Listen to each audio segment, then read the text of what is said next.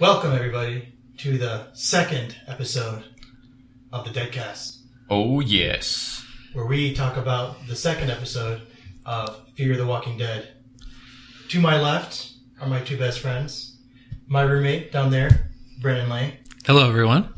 Back again. And the boo, Mark Hicks. Hey, everybody. And I guess I'll introduce our host here, Oliver Terrata.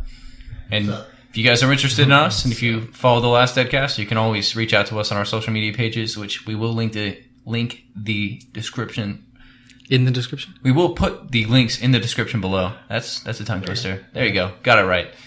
But yeah, if you want to kick it off, you want to tell us what happened in the episode, we can do a breakdown of the entire episode, what happened, and our favorite moments, and talk about, our favorite parts and where we think it's going to go. Yeah. The name of the second episode escapes me right now, but it picks up right where the first one left off, which is like, they just ran over that dude, and they were riding back in their truck, and they were like, oh my god, what happened, blah, blah, blah. And the daughter, Alicia, she just got out of school, so she was trying to look for her boyfriend right after, and that's when it starts off with her like going to her boyfriend's house because he stood her up there. I think they're supposed to hang out on the beach in the first episode. Yeah, on the Venice beach. Yeah, so she got all pissed off and she went to his house. And the first thing she sees is him like sick in the bed. So you got to remember there was the broken vase. Right. And as the audience in that scene too, you're like, oh crap, something happened. Yeah, he turned. Yeah, you're thinking you turned already. But no, he's just sick, ill. She's trying to... Which now makes me wonder why did you just knock over a vase and just left it there? Or? I mean, he was really bad when she got there, so we don't know how bad he was. He looked pretty bad, though, I think, in that particular scene. I'm assuming he got in some kind of struggle. Obviously, he met a zombie. Oh, that's right, That's right, he got bit. A big bite right here, so, maybe, he kicked his ass. I don't even know. They don't really explain how or why he got bit. He's just bit, and he's sick, and she's just clueless to what's actually going on. So yeah, the mom, Madison, calls and is like, hey, where are you at? Oh, I'm at my boyfriend's house. They're like, oh my god, yeah, get away from him. Don't touch him. Yeah, so they get there, and obviously she's typical stupid girl. We're like, no, I don't want Oh my god. Whatever, She still hasn't gotten better in this episode. I wasn't a big fan of Alicia in the first episode, and her character, I still think she's really stupid, so it's going to be interesting to see where she goes, because if you remember, like, after that, they convince, she says her goodbye, like, bye, babe, and, the boyfriend knows he's pretty much fucked. He knows what's up. Yeah, he knows he's, like, going to die, and he kind of, like, he's like, yeah, just go. But then there's the scene, you got Nick at the house.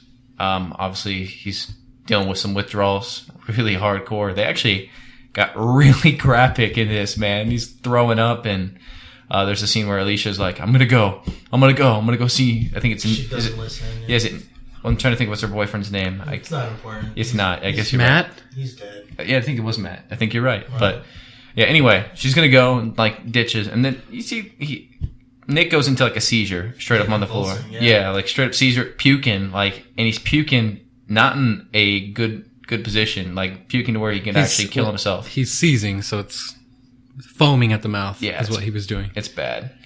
That was a pretty intense scene. I'm trying to think what happens though. What else happens after that? There's a lot of this episode in particular goes broken between. Up. Yeah, it goes into a lot.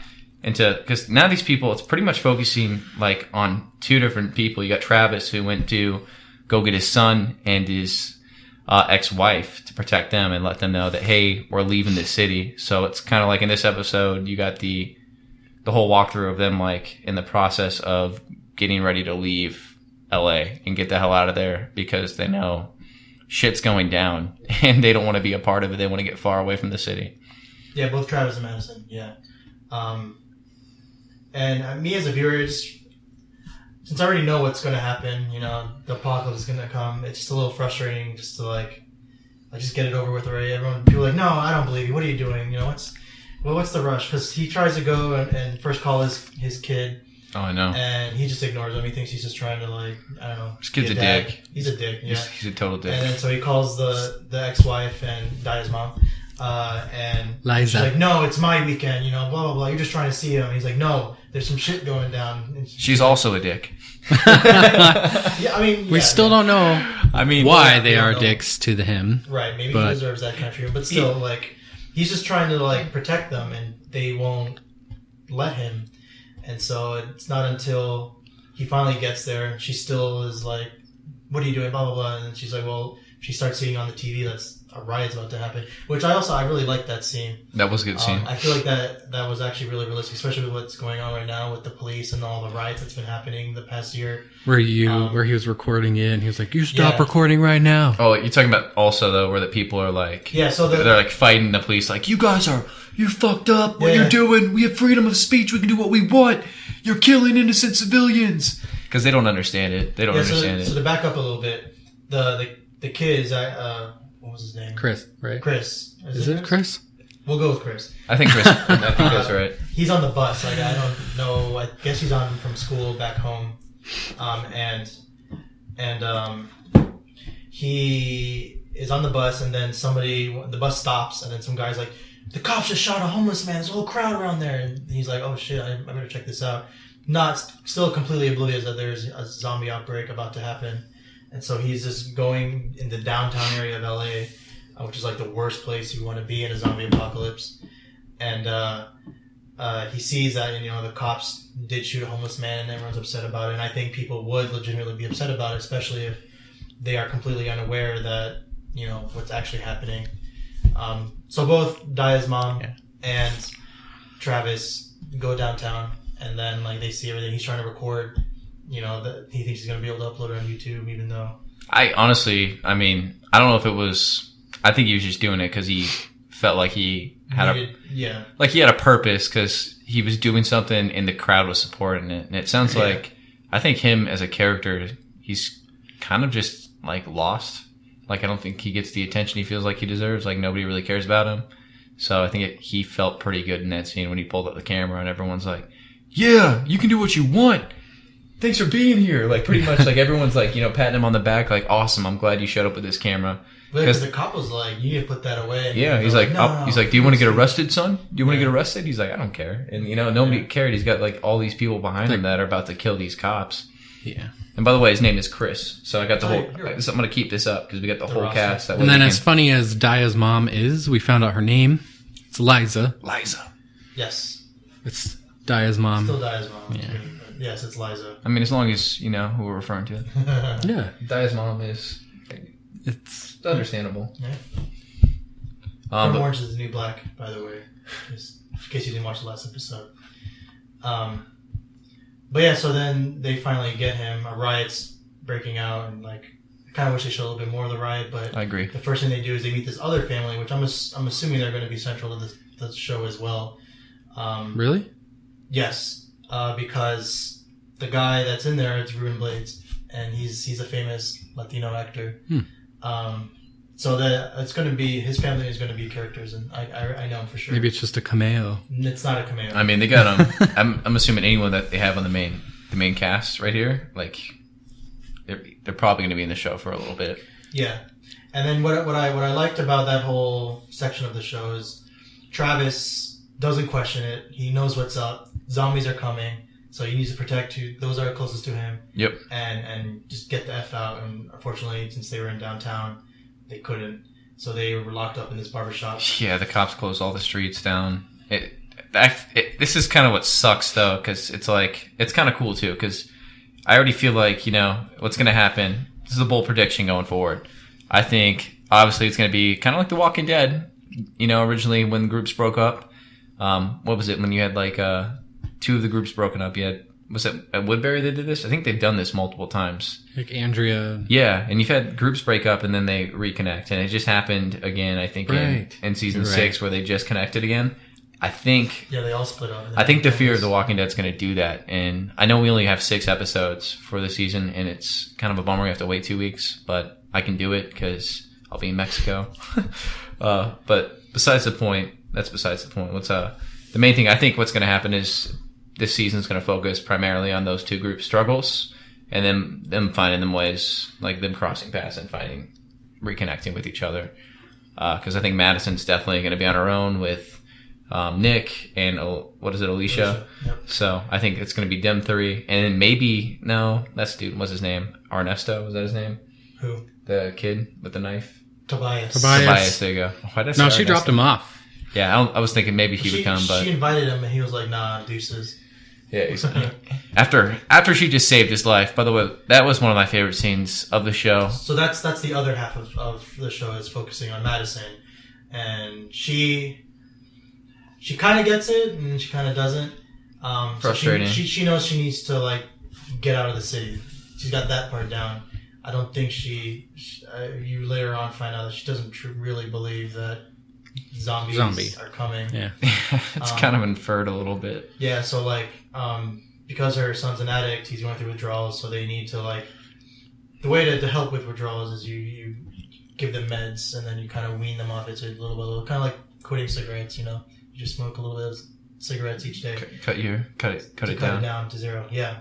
So she tried calling the doctors. Obviously, they don't give a shit. They probably did too. And so she went to the school and started to loot the school. But then the school's abandoned, so she was able to get the principal keys and she raided the nurse's locker. And then she finds that kid. I guess he was there to steal supplies too. Yeah. He knows well, he was there to get his knife and food. Yeah. So well, I don't know. I think the knife maybe he was trying to get it from her office. He was going to just break in, but he was definitely there to get food. And so when she was stealing stuff, Tobias comes in and he's from the first episode where he gets his knife stolen. And he's trying to tell her, I need shit's it. about to go down. Well, she saved his ass. Remember, Well, yeah. She knew they start salvaging food, and then on the way there, it was cool. Like you hear, so at the entrance of the school, there's the metal detectors, and so like while they're in there talking, like you hear the metal detectors goes off, and you're like, oh shit, these are like looters or they're zombies. So then they're running, trying to get out, and then they see the principal, and dude's totally zombied out. Yeah, he's got like blood all over his back. And it's kind of funny, again, because Madison's faced with this decision. She's looking at him, and what's his name? Is it Tobias? You said, Tobias. Yeah, Tobias is going like he knows. He's like trying to search these doors, searching all around like, the corner. Mrs. C, no. Yeah, and Madison's just like, principal, like just waiting, trying to get like some kind of human response. We'll get you help. When Yeah, she actually no. says that. Like I was like, yeah, ugh. which I don't know. That was a frustrating scene in me, and I know you didn't like it either. Just because it's like you just almost got your face bit off in the last episode by your son's ex-drug dealer friend. Like, come on, you gotta buy into it. But I guess, and I tried to keep them down to like reality that we know The Walking Dead, new people like what she's experiencing. It's denial. I don't know if it's denial. It's just you're uneducated on it. She just, I don't know. Denial, It's got to be like just scared of what is actually reality. I think that's what I personally think. I think she's in denial of that the entire world, like exactly what Tobias is saying to her. Like, yeah, I got to get a lot of food. This is the end. When a society falls, it falls fast. Yeah, she was like, "Oh no, they're gonna contain it." Yeah. I think she still has faith that civilization will still be around. And she was kind of badass because anyway, we'll go back to the principal scene. What happens is the principal grabs her, and the kid comes up with a knife and stabs the principal. But obviously, you have to stab the walkers in the head. If you don't kill a brain, you don't kill the zombie. Which he even did, but the knife, was too little, and it probably just was like a boink. Didn't even like cut him. He had some bitch knife. I thought that kid was going to be dead meat for sure too. But what was crazy? He fell down the flight of stairs with the principal, and then Madison's faced with getting a fire extinguisher off the wall. Which she could have just like kicked him or something and started bashing his head in. Oh, I think the fire extinguisher was a good weapon of choice. Oh, yeah. And she just dropped that principal. Like, it was funny. I shouldn't say drop, because drop to me is like immediate, but she hit him like once and he got back up. So she hit him twice, got back up. It was a good weapon, but she did waste a lot of time. She was like, what did I do? You're right. And then she just was looking all around. Like, dude's the zombie is on top of the kid, and she was like looking for a weapon. Yeah, you're She's like, I come don't know what on. to Yeah, do. Like, just took her sweet time with yeah, it. it's like I was so frustrated because I was like, you knew this. You could have prevented this from happening. You could have just gone down the stairs, left the principal alone. But no, you had to call his name and let him grab you. Like, and this guy, just to be 100% honest, he was just like straight zombie talk, you know, like the same exact talk that happened in the episode previously with the kid when they were calling like the drug dealer friend down that whole alleyway that they drove through before they got to the canals of LA. But yeah, I was frustrated. I was like, come on. I mean, to me, the dead giveaway is like the eyes. They always have the zombie like glazed over eyes. Like, you know, like someone's got that shit. They're fucked up. Like, I mean, and if you're walking with like a gimp, like unless you got like a twisted ankle or something, you would still be responding. I don't think anyone would try to pretend to be a walker. Yeah. At least this early on. But yeah, after that scene, they ended up dropping off what's his name, Tobias, at his house. They got out. Apparently, they decided to just leave the food, which was something we observed that we were kind of like, why would they leave the food? Yeah. Why did you even make that loot run? But what's her name? Madison ended up getting the drugs for Nick, which was good. That way she could give him some oxy. You also had that cool scene, which, I mean, in the context of the show, doesn't make much sense, but they had the two kids. I mean, it makes sense that because they know that there's a virus spreading, they're wearing the hospital masks, but they like drew on like teeth in front of it. Yeah. It was cool, but like I don't think kids would actually like Brandon take that as a joke. Yeah. Like Brandon said, that was purgy. Yeah, I was like, that's straight up purge right there. They're ready to raid some houses and so they're like little kids, like they're just riding in their parents' car. Yeah, it was weird. It's creepy. It was creepy. Yeah. There were some cool scenes though, because like one thing I do like about this show is I just like seeing everything happen in LA, and it's happening very slowly. It's not happening as fast as I guess I would like it. I almost wish it was a little bit faster. I'm okay with them not revealing it in this episode. We need something to look forward to next episode. I agree. Yeah, no, I agree. And I think just looking at the previews for next episode, it looks like we're going to get what we want. Exactly. So I'll be satisfied with that. But it's cool because it's showing kind of opening all these doors to like things like, you know, they pull back up like when Madison gets back home, you see the neighbor like filling up his like ready to book it. And you can tell he's got a fever. He's already got it. Yeah. And then across the street, you got this woman setting up a birthday party for her child. Like, and she's one of those people that's in denial. Like, nothing's wrong. It's just a virus. It'll go away soon. We're still gonna have our birthday party, and everything's gonna be fine.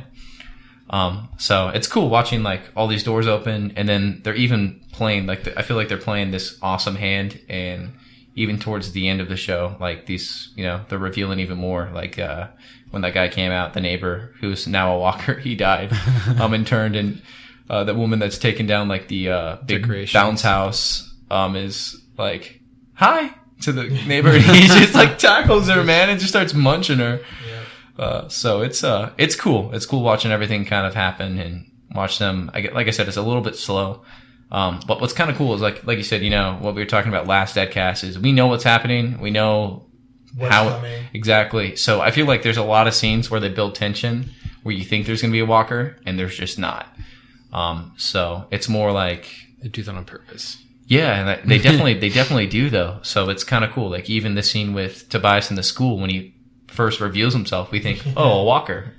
No, it's just up in the background. They just show the back of his head, and you're like, oh shit, she's about to get munched on. But no, it's just Tobias. Yeah, but I think this episode was overall to me a really good episode. Like I said, it left off with Travis stuck in this barbershop with his family because they closed the streets down. So I shouldn't say his family, but his kid and his ex-wife. That's family. Yeah, I guess. And the other family. Yeah, and then you got the barber shop family, which is this Mexican guy. I don't even know if they said his name. His wife and I believe his daughter. Right? Was it his daughter? Yeah. Now the daughter they introduced, her name was Ophelia. But yeah, they didn't. I don't think they said the mom and dad's name. Were Ruben Blades and his wife. But Ophelia is the daughter. She's attractive. Yeah, I would agree. Yeah. She was a decently cute character. Maybe a romance option. I think she's gonna die. I feel like she's gonna die? I think so. There's no one she can be romantic with, really. Yeah, she can be romantic with any one of them. She's not related to any of them. You know, but why can't she be? she looked like our age, and the other kids are teenagers. It just was. No, Oh, Nick's 18, probably. Nick's older than 18. He's 19 or 20. So possible love connection. That's what I'm saying. Sounds like Oliver's making a bold prediction here. I would not call Maggie and Glenn, but I knew Maggie would be a romantic interest. I don't think it's going to happen. I hope they kill her. her. I don't know. I can't wait. I want some of these main characters There's no time in this. Be threaded out. There's no time in this before The Walking Dead. There's always for time for romance. They gotta survive first, get situated. Yeah, but love can happen in stressful times like this. Like it's love not successful when that happens. I mean, look at Maggie and Glenn. Yeah, they're really happy, and they waited till they got to Herschel's farm, and then they were all playing house, and that's when they could, fall for each other.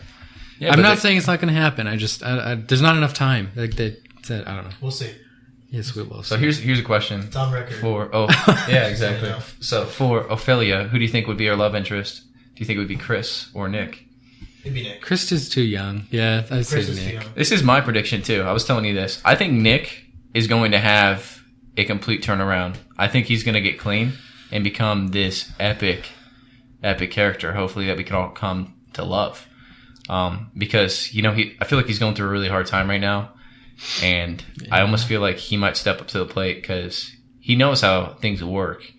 And I'm really hoping he isn't a bitch when it comes to it. I don't want him to be a poon when it comes to, walkers. I want him to be able to just be like, oh, we got to survive. Let's fucking kill these bitches. Like, that's what I want him to do. And I hope we get that. But it's so early on, so it's hard to say. I don't think anyone's going to, in the first season, maybe we'll see like pieces of that possibly falling into place, but I don't think anyone's going to be full on, psychopathic killers. Yeah, even with like Carol, she started on the first season as somebody you didn't. And it wasn't until like, what was her daughter's name? Sophia. Yeah. It wasn't until like after she died, she was still kind of annoying because she just kept blaming everyone else for her problems. It wasn't like season 3, I guess, when she finally was like, oh, she's kind of badass. Teaching the kids how to protect themselves. Yeah. Oh, was that season 3? Yeah. Was season 3 in the jail? No, it wasn't season 3. No, season 3 was the farm. That was in the jail when she taught people to protect themselves. No, because the end of season 2, the farm burns, right? Yep. And then they're wandering, and then they find the jail and they take it over. Wasn't season 3? Season 3 is Woodbury. Woodbury and the prison. You're right. It is season 3. Maybe it is season 3, season 4. It's either way. It's in the jail area. Yeah. It takes her seasons to change. So I mean, it may not be immediate, but I believe it. I think it could happen. They're the Walking Dead writers. They're really good at doing very long character arcs. I agree. That always pay off. So I'm hoping that. Yeah, you do. There's that pays off. Yeah, there is that good payoff feeling. Took them 5 seasons to get us to like Carl. Yeah. Yeah. Carl. And even still, some people are on the fence. I'm still on the fence. Do you think Carl's going to lose his eye? Like I feel like I've seen a lot of things with Carl with his eye missing. Huh? Did something happen in the last episode? No, I've just seen things online. Like in the comic books, I think he loses his eye. In the comic books is completely different as far as like with some of the character developments. Yeah. Like Rick in the comic books, Rick is dead. So you can't kill him though. Rick? No, yeah, he's like the main dude. Yeah, I just feel like this is all I've seen. It's like, man, he would be pretty cool if he just lost his eye. He becomes the next Rick, but I don't know if that's. Oh God, really? He's older. He's way older though. I mean, if you think about it, if someone that grew up that as their whole life, they're the ideal person to lead because that's all they know. While someone like Rick kind of sometimes he holds on to what used to be until he finally got it last season. But anyways, that's a different series. We're on Fear the Walking Dead. So overall, what do you guys think of the episode? Better than the last one? I think it was probably just as good. I overall I liked it. Like I was telling you earlier, I think it's a stepping stone episode. So as long as you're gonna watch this episode, and especially for the people that haven't been watching, if you just pick up Fear of the Walking Dead and all of them are out, and you get to watch the next episode, and it gives me everything that I want, which is going to be next episode. I want to see more of what's going on in the streets because while they're in the barbershop, all hell is breaking loose outside of it. You just can't see it. So yeah. They tease you. Like they kind of tease a little bit of it. Like they showed like maybe a 5-second glimpse of the streets, which people are just pushing cars over, and it's straight up like Ferguson. Like honestly, it's like Ferguson. Riots, it's just like crazy, but probably even to a whole nother level. But yeah, I mean, really cool. So I want that, and then I just want to see really what happens with Madison and Nick and Alicia on their end, like what's going to happen. I still feel like Alicia's going to try to go back for her boyfriend, because they kind of left that door open with her trying to walk out on Nick to go see her. I hope not either, but I kind of want to see him turn into a zombie, or I want there to be a scene where she has to be confronted with that way, because I feel like her as a character right now, if she doesn't see that, she's not going to be able to understand. Like if she sees it, she'll probably be able to understand and change for the better, hopefully. I think she's finally realized what Nick is going through, because when she was leaving and he was like yelling at her and wanting her to stay, and as she walked out the door, she was like, wait, what am I doing? Then she turns around. She did hear him, yeah. So I don't know if she wants to leave him anymore. I don't know. I thought that was a really nice, that's something we didn't talk about that I wanted to talk about. Yeah, but we can talk about it. It was a really nice moment between them.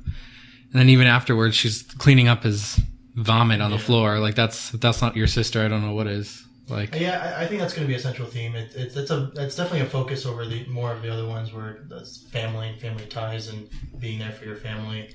I mean, most of the families in the other show are kind of broken, so they kind of are with their own family, but these are actual families. So yeah, definitely, I'm sure they'll build relationships and between the families or between their own family. Yeah, so I'm not saying, I don't disagree with you that she might go after her boyfriend, but I hope that she just chooses. So the problem is, and this happened at the very end, is that Madison's kind of shielding what's actually happening from her daughter. Yeah, you were upset about that. You're like, just let her figure it out. It's I mean, happen. Yeah, to me as a parent, like if shit was going on, like the fact that I just killed. I shouldn't say I killed one person that tried to kill me and eat me, but I've almost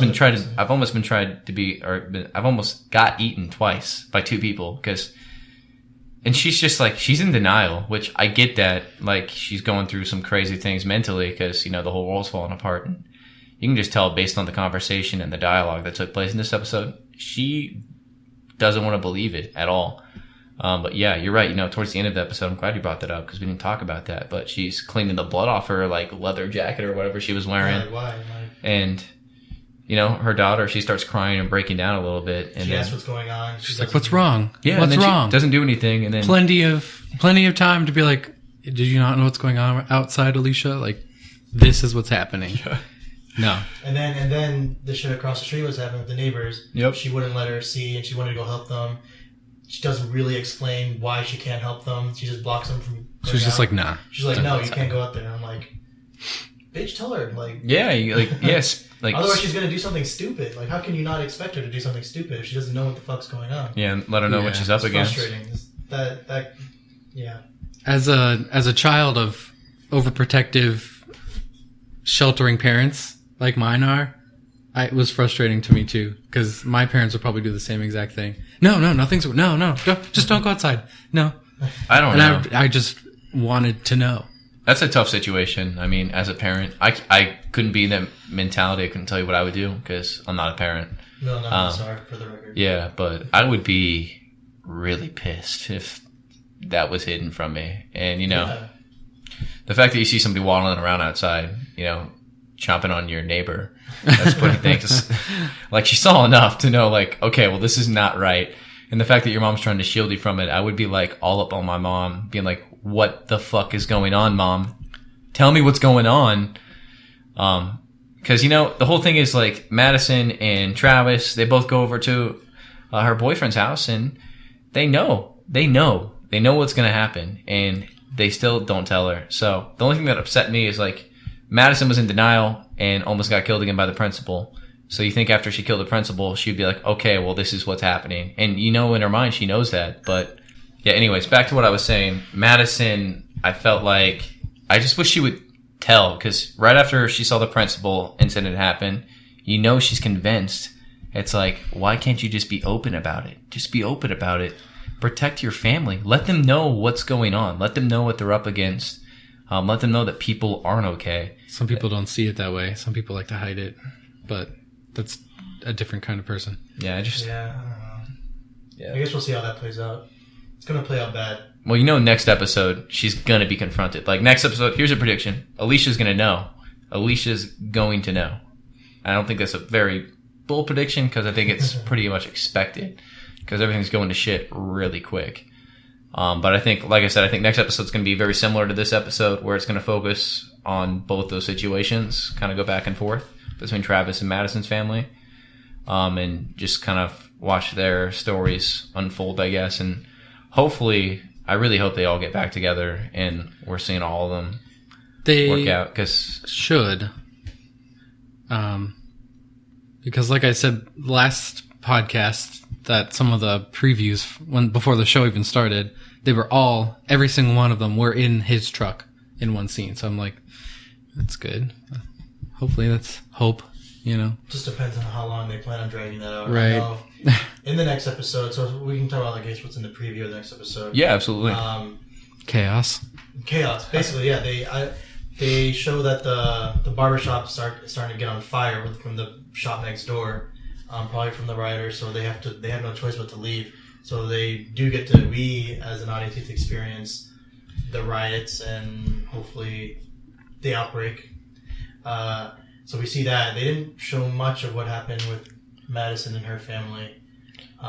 Just that Travis was like, hey, we need to leave. We can't stay here, and that's all they showed. So we'll see what she does. Because on the phone, Travis was like, hey, you need to get out too. Like, don't wait for me. Just leave. Yeah, I think she will. So I think it's going to be harder for Travis and his family because they're in the downtown area to try to get out. Because who knows, the government might truly be trying to contain it, but obviously there's nothing stopping the zombie apocalypse. They're gonna nuke it. Like, eventually I think they're just gonna end up trying to blow up the city. Well, if you remember in the original show, The Walking Dead, they did talk about what happened in Atlanta. Exactly. And so they did that. They contained the city and then they napalmed it. So they try to burn everything. That still didn't, solve everything. Of course not. It's not going to solve anything. Everyone's got the virus, so you just create more walkers that way. Yeah. Because people die. There's a scene in the last season where there's a whole street and they're just rotting, burnt zombies, and they're still alive too. It didn't kill them. So they might napalm LA. We'll see. But it looks like it's going to get interesting. I'm still excited for the next episode and the series. So yeah, I still think this episode is good. Like, it was a good episode. It was kind of slow again, kind of like the first episode a little bit, but as to be expected. As I said, I still, you and me kind of both predicted it was going to be a slower unfolding of the craziness of the apocalypse, but I think it's definitely going to be satisfying towards the end. And next episode, like I said, the whole previews we saw look very promising. Satisfying. Yeah. And it looks like it's going to satisfy what I want personally. And I still think, Madison so far, probably one of my favorite characters, I think. Besides her stupid, I just like how she killed the principal. Like, she didn't want to believe it yet, but now she does. I think she's gonna become a good character. I know I was talking shit about her a lot, but it's just it's just her decision making. But I think as a character, she's got a lot of qualities to be a strong character going forward. Because the fact that she's already killing people, that goes a long way. So she's gonna protect her kin, and no matter what, I think, especially Nick and Alicia, and even if Travis doesn't step to the plate, which I think he definitely will, I think he's gonna have his moments of glory eventually. Madison so far has kind of shined as being able to kill people that she truly had a good relationship with, because her and the principal were super close. So it's pretty intense to see that play out. So what do you think? Who's your favorite character so far? You have any favorites? Or so far it's just Travis. We'll see the other characters develop, but right now Travis, he got it, didn't waste any fucking time. I like Travis too. So right now he's the one that I'm attached to the most. And Brandon, what about you? Well, Mark stole it from me because I've liked Madison. I've liked Madison since the first episode. I'm naturally drawn to the lead female character. Yeah. It's not bad. It's not a bad thing. Like you said, I think Madison, there's moments that frustrated the crap out of me in this episode with her, but I think overall, though, even though she frustrated me, I can kind of get what you're saying, where she's at, being in denial. Yeah. And like I said, I mean, like you said, she's just trying to be that protective parent, like trying to shield her kids, trying to protect them because she doesn't want them to know. But I think going forward, that's going to be a strong quality to have. And she's going to do whatever it takes to keep everyone safe. And that will include killing walkers. And I really look forward to next episode to see that riot when they have to go outside with Travis's group because that's going to be great. And hopefully it's kind of like The Last of Us when they go into the city and they get hit by that car and everything's nuts. It might even be crazier. So yeah, we'll see. I really look forward to it. Personally, I thought this episode was, like I said, very good. I'm really enjoying the show so far. It's been, like I said, it hasn't been the fastest, but I think it's going to be very satisfying by the end of the season that we're going to be wanting more. So, and congratulations to everyone that's viewing it because I think didn't it break like records on AMC for the most viewed show? 10 million or something. It was the biggest premiere on cable TV history, with 10 million people watching. I think the original show Walking Dead only did 5 million, which was good at the time. Yeah, but still, so that's double. That's amazing. Hopefully they'll do a second season. I mean, that already alone should be proof enough, but we'll see.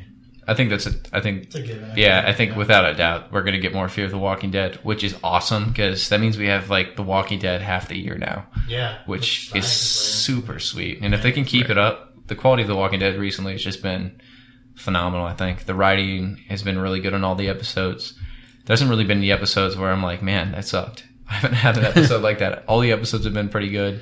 Yeah. So I'm really excited, and thanks to you guys too for viewing and supporting The Walking Dead because it's great to get more, especially as being fans like we are. It's great seeing more of it. Yeah. So definitely, if you have any advice or suggestions, or you just want to talk about that episode, post some comments. Questions. You guys. We really want comments. Yeah. We've been getting so much love and likes from you guys, but likes and views, but even negative comments because those are really fun to respond to. Please, sure, yeah.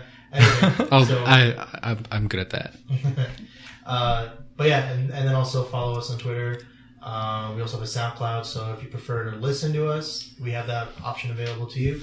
And soon we'll be putting it on iTunes as well. So for those iPhone owners, you can listen to us also. Yeah, you don't even need to have an iPhone though to have iTunes. I mean, if you have an iMac, you can download it and still take it on you with the go. Sure, if you have sure, yeah. But I mean, it's cool. I think what we're doing here, obviously, it's cool. We've put also a bunch of other videos up of us playing games this past week. So if you guys want to check those out, you can definitely check those out. And if you like what you see, definitely feel free to give us a thumbs up. We like thumbs ups, and definitely don't forget to subscribe. And like I said, we're going to be doing this every week. The Walking Dead has an episode, so feel free to follow us along, and we'll have everything in a nice playlist for you guys. Yeah. But yeah, anything else you guys have to say? That's it. All right. Well, this has been another episode of the DeadCast with my two best friends, Oliver Terada and Brandon Lang. Thanks for joining us, guys, and you have a wonderful rest of your lives. Week. Lives.